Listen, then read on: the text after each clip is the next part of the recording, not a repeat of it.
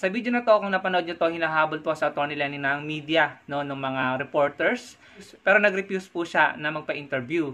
So sabi sa post na ito, kung makikita nyo yan sa Twitter, yung actual na video, makikita nyo kung ano yung naging response ni Atty. Lenny dun sa mga reporters, no.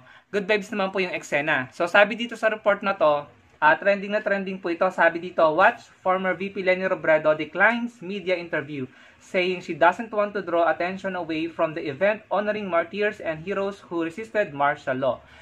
So, bali sinusundan po kasi siya ng mga reporters ng media at gusto siyang interviewin pero hindi po pumayag si Atty. Lenny pero may respeto at naayos naman po yung pag-refuse niya, no, yung pag-decline niya dun sa interview ng media ng mga reporters. Sabi niya, sa pagkakaunawa ko dun sa sinabi niya, hindi siya dapat yung ini-interview, dapat yung mga reporters, yung media ay naandoon sa talagang reason kung bakit mayroong event doon, no? So basically, hindi po pumayag si Atty. Lenny na magpa-interview dahil ayaw po niyang maagaw yung atensyon dun sa totoong subject ng event, no? Dun sa kung sino dapat yung pinopokusan ng media, ng mga reporters, dapat naandun sila. Kaya nung sinundan siya ng mga reporters at ng media, ay hindi po siya pumayag na magpa-interview. And again, maayos po niya yung ni-refuse, maayos siyang nag-decline, maayos niyang sinabi na hindi siya dapat ang bigyan ng atensyon at may pagrespeto po yung pagkakasabi niya. So, trending na trending po yan sa Twitter ngayon or sa X, and I'm pretty sure eventually mapapanood niyo po yung actual video na yan. Good vibes po yan at talaga namang nakakataba ng puso dahil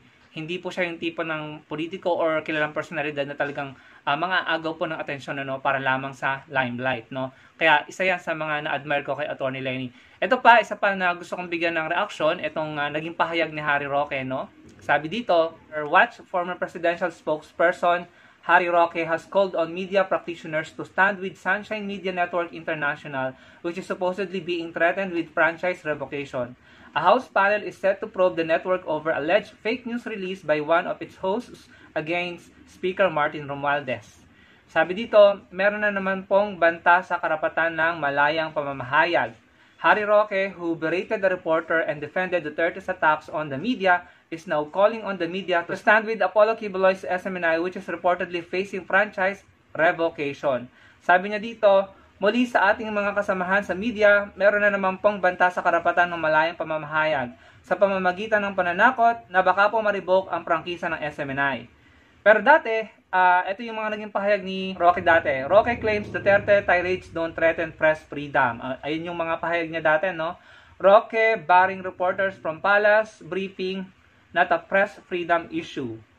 Roque rejects NUJP call to apologize for berating reporter.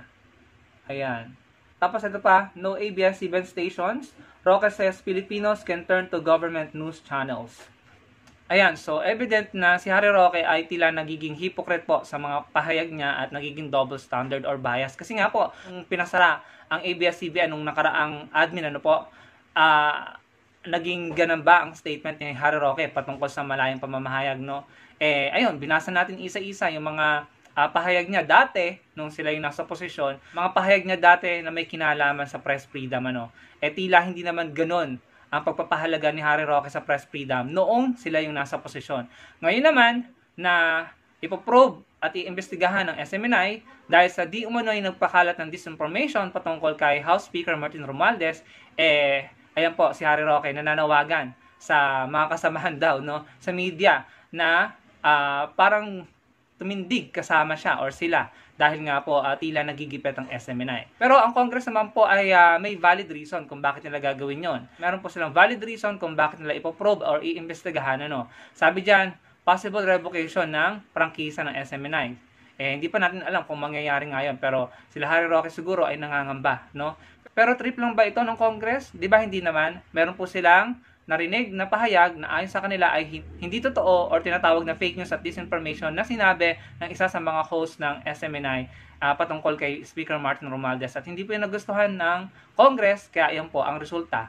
Ipoprobe at iimbestigahan, ano. At pwedeng mauwi sa pagkaka-revoke ng prangkisa ng SMNI, ano. So malalaman po natin. Pero ito nga po, yung mga pahayag ni Harry Roque, sinasabi ng mga netizen ay hypocrite, no? At talagang hindi mo alam kung saan ba talaga ito tumitindig sa Harry Roque. Kapag pabor sa kanila, baliwala sa kanila. Pero kapag hindi na pabor sa kanila, yan, dyan na sila pipiyok, dyan na sila kukuda, no, ng panawagan, ano. So, good luck na lang kay Harry Roque kung may sumama sa kanyang panawagan, ano, na kung may makinig, no, pag binabasa ko yung mga comments sa post na yan, tila hindi po sumasang-ayon sa sinabi ni Harry Roque.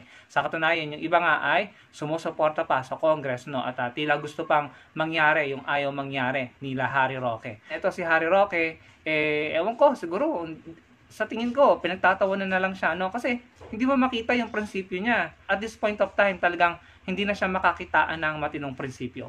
Ano po ang masasabi niyo sa mga ibinahagi ko sa inyo? Comment down below. Don't forget to like our video and I'll see you again on my next video. Salamat po.